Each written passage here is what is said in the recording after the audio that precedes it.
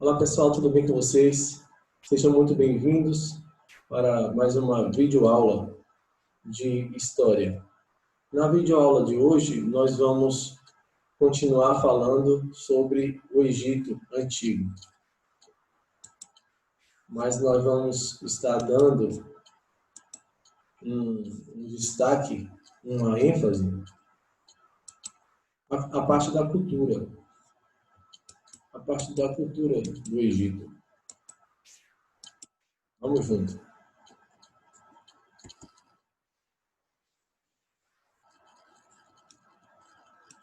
Então, antes de começar falando desse primeiro tópico, que será a mumificação, o Egito, existe uma crença da vida após a morte, respaldadas por uma religião politeísta. E é uma sociedade em que vai ter uma preocupação muito significativa com a morte. Muito diferente da nosso tipo de experiência atual, das nossas sociedades atuais, em que pouco se discute, pouco se reflete sobre a existência e sobre a morte. Lá eles vivenciavam isso com bastante naturalidade, porque o corpo humano, ele não é só, na perspectiva do Egito, dos egípcios, o corpo humano ele não é só físico, ele é também espiritual. Então, ele é também espiritual. Hoje em dia, nós também vivenciamos a morte, mas não nessa perspectiva que eles vivenciavam. Nós vivenciamos a partir do telejornal e todas as notícias de aumento da violência nas grandes cidades. Então, vamos falar um pouco sobre a mumificação. Então, a gente estava falando que é uma crença da vida após a morte. E é um processo avançado para a época, a mumificação, porque ele requer de muitas técnicas que eram avançadas para a época. Diversos eventos fúnebres aconteciam, eram quase sempre parte da rotina dos egípcios, mas, segundo as perspectivas filosóficas da época, a alma que saía do corpo precisaria desse corpo para voltar à vida depois da morte. Então, era assim que se procedia esse pensamento. Então, a mumificação, o trabalho de mumificação era caro e demorado, era feito por artesãos especializados. Apenas as pessoas pertencentes às camadas privilegiadas eram mumificadas. As demais eram enterradas na areia do deserto em cerimônias simples. Então, era um trabalho que não era feito por qualquer um.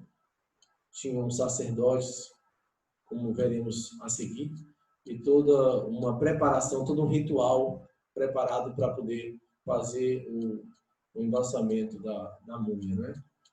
E era um processo muito demorado e também muito caro. E era um processo em que existiam várias formas de mumificação. Não tinha só uma forma, mas tinha várias formas. E nem todo mundo era mumificado, então virava múmia. Apenas as pessoas mais ilustres, ministros, funcionários da alta, da realeza, né? E o próprio faraó ali, o próprio faraó, que era essa representatividade divina na Terra. Por isso também que ele se preocupava tanto em acelerar o processo de construção das pirâmides, porque as pirâmides eram a morada eterna desse faraó. Então, quanto mais acelerasse esse processo, seria melhor. Era uma preocupação para o faraó. Quanto às pessoas que trabalhavam nas pirâmides, as pessoas se sentiam privilegiadas por fazer aquele trabalho. Não era um trabalho forçado. A apesar de também ter uma parcela pequena de escravos que contribuíram na construção das pirâmides. Mas essas pessoas que construíam as pirâmides eram sepultadas ao redor da pirâmide, que também era um privilégio significativo, um privilégio bastante especial, digamos assim, né? Um privilégio real especial. Então, era enterrado na areia do deserto, em cerimônia simples. Os egípcios acreditavam que, após a morte, teriam de passar pelo tribunal dos deuses, que julgaria quem mereceria uma vida. Os premiados com a vida iriam precisar do corpo bem conservado para abrigar sua alma quando ela retornasse. Por isso, essa preocupação toda em ter no caso dos faraós, a pirâmide, né? Para guardar esse corpo. Né? Com esse objetivo, desenvolveram técnicas de mumificação para a preservação dos corpos. Aqui, 3 imagens da múmia do faraó Ramsés II. Dá para a gente ter uma nítida noção de como ele era, né? Pela feição, a face está muito bem conservada ainda. Aqui, então, como era feita essa mumificação? Como eu estava falando, não era qualquer um que realizava esse ritual. Então, as vísceras todas eram retiradas e colocadas em recipientes, como a gente pode ver aqui nessa caixa aqui, está vendo uma caixa com vasos aqui. Esses vasos eram vasos de recipientes especializados que representavam, cada um tinha a sua representatividade aí. E eles faziam algumas misturas de ácido para derreter o cérebro. O cadáver era colocado numa posição que pudesse inclinar um pouco o seu corpo, onde esse ácido seria colocado nas narinas e então o cérebro derreteria. E ao derreter, ele poderia ser retirado com uma pinça. Aqui está o sacerdote funerário com máscara de chacal, tudo também, né, equipado aqui com a máscara. A caixa que eu falei. E aqui metros de linho, né, de vendas de linho, onde depois das vísceras retiradas, eram colocadas nesses vasos guardadas. E depois um amuleto mágico, na forma de escaravelho, que era colocado no peito da múmia. Os rituais de mumificação. A mumificação e os rituais funerários obedeciam regras rígidas estabelecidas pelo próprio Anubis e duravam 70 dias. Está vendo? É um processo longo, um processo que requer conhecimento de técnicas específicas. Não era algo que era feito de um dia para o outro. Né? Demorava um tempo significativo, pela própria ordem de Anubis. Após a retirada dos órgãos internos, os embalsamadores colocavam as vísceras em vasos sagrados, chamados vasos canopos, que é aqueles vasos que eu estava falando. Cada um sob a proteção de um dos 4 filhos de Horus. O coração era lacrado no próprio corpo. Os egípcios o consideravam como órgão tanto da inteligência como do sentimento, e, portanto, seria indispensável na hora do juízo. Por ser um órgão bem, digamos assim, onde eles achavam que o coração é que detém todo o sentimento da pessoa de vida, a vida da pessoa, o coração, né? A representatividade que ele tem, era guardado num vaso e era colocado ao lado da múmia. Por isso que o coração é algo importante, porque é ali que vai se avaliar o sentimento, né? Na hora de fazer o juízo. E o cérebro, eles davam pouquíssima importância ao cérebro, por isso que o cérebro era derretido. O coração era muito mais importante. Somente alguém com um coração tão leve quanto a pluma da verdade, o Deus Osíris, permitia a entrada para a vida eterna. Então, somente quem tinha um coração puro, um coração bom, é que Osíris daria permissão para retornar à vida, e dessa vez uma vida muito melhor do que essa que ele tinha. Os egípcios não davam nem importância ao cérebro. Após extraído através das narinas, os mortos, os embalsamadores o jogavam fora. Não estava falando, ele não dava importância ao cérebro.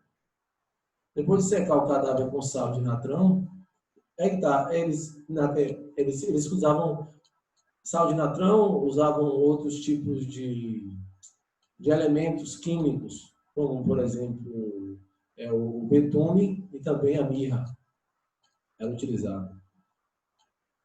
Eles o levavam e besuntavam com resinas conservadoras e aromáticas, tipos de bálsamos, né? Também perfumes, também colocava perfumes depois na sequência, né?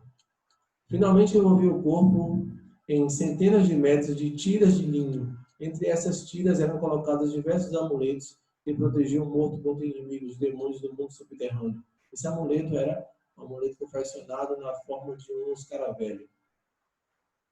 Antes de a múmia ser colocada no túmulo, um sacerdote funerário celebrava a cerimônia da abertura dos olhos e da boca, a fim de devolver à vida todos os sentidos do morto. Então, isso era a sequência, os corpos, recapitulando, na sequência, os corpos eram separados, desidratados com sal, depois eram estufados, forrados com um determinado tipo de serragens, e perfumes e textos sagrados que eram direcionados pelos sacerdotes. Na etapa final, o corpo era envolvido com esses livros aí. Aqui mais tumbas, né? Um exemplo de tumbas aqui. Arqueólogos da Universidade de Mênfis descobriram uma tumba intacta com 5 múmias do Vale dos Reis, que é um vale que foi encontrado e que é um tesouro para qualquer historiador, arqueólogo, todo mundo que se interessa por esse tema. A identidade das múmias ainda não foi estabelecida, não foi revelada, né? Bom, aqui tem uma reconstituição de Tutancâmon. Reconstituição de Tutancâmon.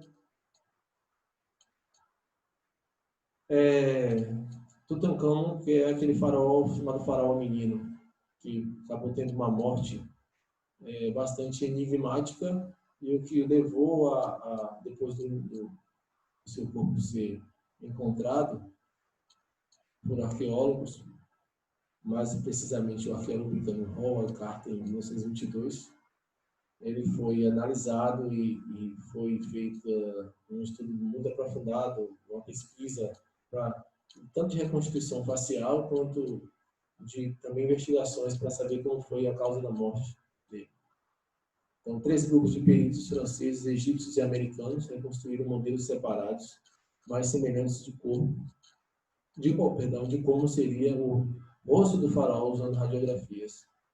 Os modelos do menino rei, morto 3.300 anos atrás, revelaram um jovem com bochechas rechonchudas e um queixo arredondado. É a forma que acabaram chegando ao final, né, da reconstituição facial. Os modelos têm uma semelhança surpreendente com a máscara que cobriu a face mumificada de Tutancâmon. Aquela mais emblemática que cobria o sarcófago dele. E as múmias, elas, por mais que sejam preciosas, elas estão cada vez mais sendo caçadas, até para poderem, esses ladrões, esses saqueadores, poderem ter acesso ao tesouro que tinha no próprio túmulo, né? E aí tem aquela indicação que eu acabei fazendo para vocês no documentário. Não sei se eu fiz essa indicação. Eu fiz a indicação da maldição de Tutancâmon. Que muitas dessas pessoas que acabaram chegando a ter acesso ao corpo dele acabaram tendo um fim trágico, acabaram todos perdendo a vida, porque foram amaldiçoadas. Pouco se sabe sobre os 10 anos de reinado de Tutancâmon, depois que ele sucedeu Akhenaton, que abandonaram os velhos deuses do Egito em favor do monoteísmo. Alguns historiadores dizem que ele teria sido morto por tentar trazer de volta o politeísmo. Akhenaton era um faraó que estava governando antes, né, de Tutankhamon, e que acabou acabando com essa tradição politeísta. Eram vários deuses, né? Ra, Sete, todos esses deuses acabaram ficando de lado, o que pode ter, na perspectiva de muitos, ter causado uma certa ira nesses deuses aí, porque passou a ser monoteísta. Os outros acreditavam que ele foi assassinado por aí, o segundo em comando, no caso de Tutankhamon, né? E que acabou sucedendo o jovem faraó. Bom, aqui é o papiro. Muito da história do Egito nos foi transmitido pelos rolos de papiro encontrados nos túmulos dos nobres e faraós. Foram os egípcios que, por volta de 2200 a.C., inventaram o papiro, espécie de pergaminho e antepassado do papel. E graças ao papiro, que nós podemos ter tido acesso à forma de vida egípcia, né? Isso foi muito importante. Aqui mais uma questão mais de informação, que o papiro é uma planta aquática existente no delta do Nilo, no próprio Nilo. Por isso que é importante o Nilo, né? O Nilo realmente é muito importante. É um milagre. É esse oásis aí que faz com que o Egito ganhe vida. Porque o Nilo deu tudo para o Egito, a própria existência. Então, o papiro também estava ao redor, essa planta aquática estava ao redor do rio Nilo. Chegava a ter 5 a 6 metros de comprimento, era considerada sagrada porque sua flor, formada por finas hastes verdes, lembra os raios do sol, divindade máxima desse povo, que é o deus Ra. O miolo do talo era transformado em papiro e a casca, bem resistente depois de seca, utilizada na confecção de cestos, camas e até barcos. Para se fazer o papiro, corta-se o miolo do talo, que é esbranquiçado e poroso, em finas lâminas. Depois de secas em um pano, são mergulhadas em água com vinagre, onde permanecem por 6 dias para eliminar o açúcar. Novamente secas, as lâminas são dispostas em fileiras horizontais e verticais, umas sobre as outras. Aqui temos uma imagem, né, uma fotografia da constituição de um papiro aí. Esse material é colocado entre 2 pedaços de tecido e algodão e vai para uma prensa por 6 dias. Com o peso, as finas lâminas se misturam e formam um pedaço de papel amarelado pronto para ser usado. Aqui as embarcações, né? Porque eles aproveitavam tudo no papiro. Até essa parte mais rígida era aproveitada para fazer camas, conforme foi dito, e até barcos. Uma embarcação feita de papiro, muito utilizada pelos pescadores da época. Vamos falar um pouco da escrita, continuando nessa parte da cultura da escrita. A escrita. Então, os egípcios criaram os hieróglifos, esse tipo de escrita aí. Uma escrita bastante peculiar e importante, que foi usado durante muito tempo lá, né? Durante 4 milênios, mais precisamente. Este termo deriva da composição de 2 palavras gregas, hiero, que é sagrado, e glifos, que é escrita. Escrita sagrada.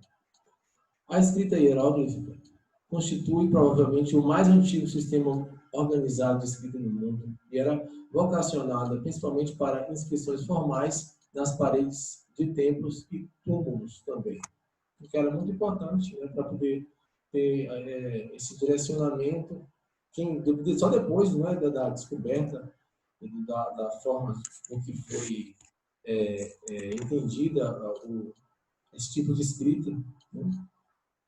E essa escrita foi decifrada por um sábio francês chamado Champollion, que acabou fazendo decifrando, né? Dando acesso a esses estudos aí, de numerosos documentos e contribuindo cada vez mais para o entendimento desses desse funcionamento do mundo antigo, do Egito antigo.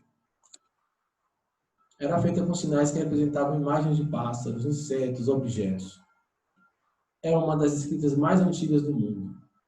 Então, por mais que seja antiga, não existia só uma forma também. Existiam 3 que nós vamos falar agora. Que é justamente essa, a primeira, os hieróglifos, mas eram usados apenas em textos sagrados, como, por exemplo, rituais fúnebres, conforme foi explicado no começo da videoaula, com o sacerdote lá sendo quem está organizando o ritual, em textos sagrados também. Aí o hierático, usado em documentos oficiais, aí quem dominava mais é justamente os escribas, e o demótico, que era mais simples de uso cotidiano. Assim como existiam várias formas de mumificação e técnicas diferentes, existiam também várias técnicas aí de escrita. Como se o hieróglifo é mais importante, mas existem esses outros estudos aí. Então, a gente fala do papiro, tipo de papel fabricado com o talo de uma planta, né, já foi falado. Pedra da Roseta, bloco de pedra encontrado por soldados franceses em 1821. Nele, Jean-François Champollion descobriu inscrições em 3 sistemas de escrita: hieróglifo, demótico e o grego. Aqui é um exemplo de escrita de hieróglifos antigos. Vamos falar um pouco agora do outro, continuando falando da cultura, agora dar uma ênfase maior na arte egípcia. A arte que também estava presente no cotidiano, presente na vida e na morte, já que as duas se misturam praticamente, né? Eles vivenciavam muito isso, conforme foi mencionado. Mas as pinturas dos túmulos eram muito comuns e retratavam o cotidiano das pessoas. A arte egípcia se caracterizava pela lei da frontalidade, ou seja, as figuras com rostos de perfil e os olhos de frente. Então, a lei da frontalidade era muito praticada lá. Jamais a gente vai ver alguma forma de arte egípcia com os rostos voltados para frente, o nariz voltado para frente, por exemplo. O nariz é sempre de perfil o tempo inteiro e o corpo é bastante representado também nessa perspectiva. A frontalidade aí é nesse sentido. O corpo está de frente e as pernas e pés de perfil. Isso porque eles acreditavam que, com o corpo de frente, a figura poderia receber inteiramente as reverências e admiração de quem as contemplasse. Os egípcios acreditavam que a vida continuava após a morte, conforme falou. Costumavam mumificar os faraós e faziam uma estátua igual ao morto, para que, na volta da alma, o corpo ali estivesse para receber. Outra forma importante, até em termos de curiosidade, é a questão da tatuagem. Nossa sociedade, fazendo mais uma vez uma analogia com a nossa sociedade atual, onde todo mundo cada vez mais está voltado para essa arte da tatuagem, cada vez mais trazendo esses desenhos e representações dos seus corpos, voltado para a questão de memória, de lembranças, de sentimento e também de homenagem, né? Então, a história da tatuagem ela é muito mais antiga do que a gente pensa. Ela vai ser iniciada lá no Egito Antigo, onde eles faziam perfurações na pele e foi introduzindo um pigmento de tintas, né, na pele, onde era cortada. Existem provas arqueológicas que provam que marcas de tatuagens foram feitas em seres humanos no Egito entre 4.000 e 2.000 a.C. Foi no Egito também que a arte da tatuagem viajou o mundo. E deve ter sobrevivido até os dias de hoje. Mas está aí uma coisa que eu jamais farei na vida. Uma tatuagem. Respeito muito, né? Nada contra quem gosta e quem cultua, mas eu não faria nunca em mim. Para fazer um comentário, né? A religião. Então, mais uma vez, eram politeístas, vão representar por formas humanas, antropomórficas, de animais homórficas, ou corpo humano com cabeça de animal, antroposomorfia. antroposomórficos. Certos animais eram considerados sagrados, como o gato, o crocodilo, o escaravelho e o boi. E aí o escaravelho que eu citei, né, que vai lá como um amuleto de proteção no peito da múmia. O corpo era esvaziado e colocado em uma espécie de salmoura durante 60 dias, já fazendo uma revisão daquilo que a gente falou. Essa salmoura durante 60 dias ficava lá, depois desses 10 era para complementar o ritual. Diminuição da intensidade de decomposição, a partir de alguns elementos químicos, entre esses o betume, natrão e a mirra, foi falado. Então, depois era lavado com óleos, enfaixado, com faixas de linho e colocados em sarcófagos. Eram as múmias. Junto ao morto eram colocados alimentos, armas, ferramentas, barcos. Os primeiros grandes faraós mandaram construir os maiores túmulos da história, as pirâmides. Vamos falar um pouquinho rapidamente sobre a reforma monoteísta de Akhenaton. O Akhenaton nada mais é, antes de mudar o seu nome, ele era o faraó Amenófis IV. Vai realizar essa reforma religiosa, modificando a forma da religião, que antes era politeísta, baseada em cima do culto o culto a Ra, principal divindade, que é o Sol, né? E Sete, que era das tempestades, e Osíris era da vegetação. Então, esses deuses eles vão acabar ficando um pouco de lado, porque agora vai vir o monoteísmo, que era o adorar Atum. Oficializou o culto monoteísta no Egito, Amenófis. O deus Atum, comumente simbolizado pela figura do círculo solar, mudou seu nome para Akhenaton. Significa aquele que adora a Atum. Depois viria, na sua sucessão dinástica, Tutankhamun. Aqui uma representatividade do Egito, mas na lei da frontalidade. E as referências utilizadas nesta videoaula. Então, essa foi a nossa videoaula, que nós abordamos aspectos da cultura egípcia, do Antigo Egito, e falamos sobre mumificação, dando ênfase bastante às técnicas de mumificação, mas também arte e também toda essa forma de religião também. Então foi isso, um grande abraço, fiquem com Deus e até a próxima vez. Tchau, até mais.